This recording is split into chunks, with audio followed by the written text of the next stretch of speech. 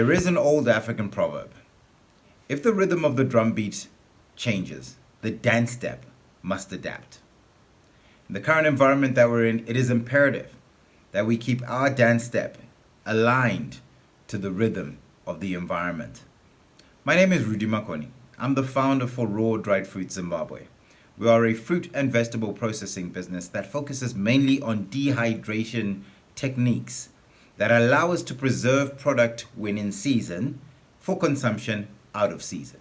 And it also allows us to add value to raw materials, fruit and vegetable, that would normally sell for a much, much lower price. At the SoCreative Digital MeetUp, my topic will be adaptive learning as a survival strategy for business growth in turbulent times.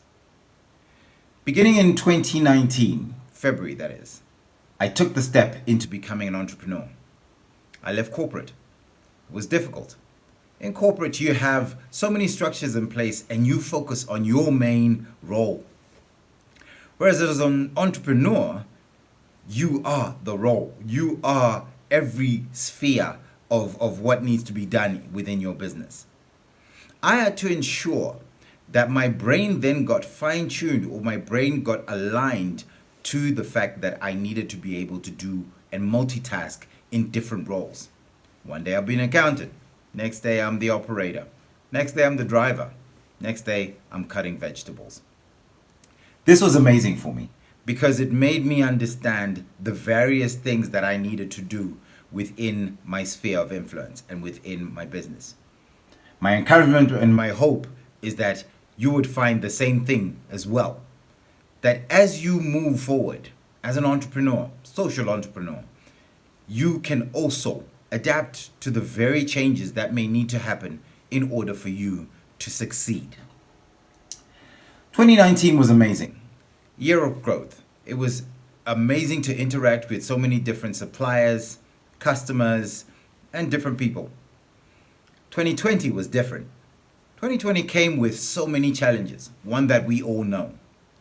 Now, what coronavirus did for us in that year was it limited the amount of travel that we could do in terms of going and getting raw materials from farmers, because we get our product from the local community and we also get our product from fruit stalls like in Bare within Harare, Zimbabwe. Now, the limit in travel really did hurt us because it meant that we were not able to go as freely as we wanted to. But we had obligations, we had promises, we had clients who still wanted our product. We made sure that we did what we could. We aligned ourselves to the beat that was playing at that point in time in order to be able to deliver as we had promised so many of our customers. Another thing changed. The way we interacted with potential clients in 2019 was such that we could be at a market every single weekend. We could be meeting up with people, talking and giving samples. I always said that the tasting of our product was the actual proof of whether it was a good product or not. 2019 was different. We now knew we had to go digital. We had to go into social media and speak to people about these products. That was going to be difficult because people weren't going to be able to taste and people would just be able to see the products for themselves. But we had to do it because we knew that if we didn't, we would lose out. We knew that if we didn't, we would miss out on the opportunities that were happening. We would have veered off the path that we were so keen to stay on, even in the difficult times that we were in. That being said, that is not even our biggest adaptation, as it were, in our 2+ year existence. One thing that we were keen to do, or one thing that we started with, is our main ethos at the beginning was about revenue. It was about making money. It was about ensuring that the business was financially sound.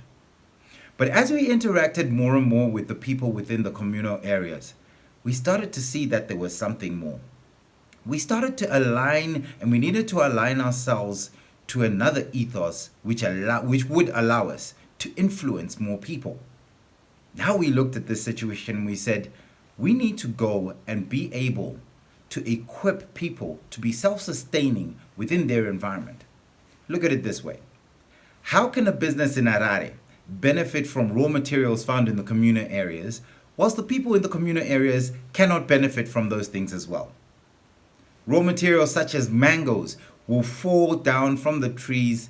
People will have a glut of mangoes everywhere within their area, but not be able to realize the value of the amount of mangoes that are falling down. We said enough is enough. We went into the areas. The first area we went to was Chitakatira, just outside Mutare. We spoke to a number of people within that area. And with a partner of ours, we were able to now build solar dehydrators that we put in people's gardens, that when there was a season of plenty to dehydrate certain things and store them, they would have the facility available to do that. Not only did we do that, we went ahead and we went further to train people in order that people would be able to understand how to do the process properly. The second area we went to, and we were working with groups and communities, the second area we went to was in Seke. We also did the same thing. And this was a farm that had quite a number of citrus trees available. My hope is that at the end of winter, we will be able to go and see a harvest of dehydrated lemons and oranges from those areas because we did the same process there. We went, we installed machinery, which used solar, so there is no need for any power consumption issues. And then we went and we trained and we equipped people. Our hope is that we can continue as a business to equip areas that are less advantaged in order for them to benefit from the things that are within their reach. Going forward, we are now looking at equipping our own farm. We are now looking at making sure our farm becomes a hub where people can see what we want to do going forward. We want to ensure that we have a zero waste farm available. So whether we have animals or plants, whatever waste that comes out will turn into feed, will turn into fertilizers, and can also be converted into food. That way we are not losing out on the ecosystem that we feel is key to make. That is a vision for the future. But we can see that as we realign ourselves to do that, it will allow us to also then show the different communities within the area how they can conserve the environment, how they can conserve the things that we consider as waste as things that can empower themselves to actually be a holistic, full circle farm of their own. I hope that you enjoy these meetups. I look forward to interacting with everyone and getting great ideas as we move forward as social entrepreneurs. I wish you a wonderful, wonderful meetup.